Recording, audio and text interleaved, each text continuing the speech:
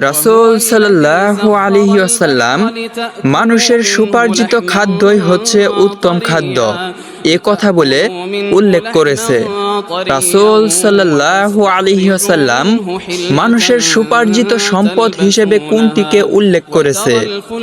ক. গৃহপালিত পশু পাখিকে, খ. বাপদাদার রেখে যাওয়া জমি জামাকে, গ. নিজের সন্তানকে, ঘ.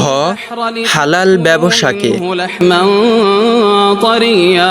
لتأكلوا منه لحما طريا وتستخرجوا منه حلية تلبسونها وترى الفلك مواخر فيه ولتبتغوا من فضله ولعلكم تشكرون وهو الذي سخر البحر لتأكلوا منه لحما طريا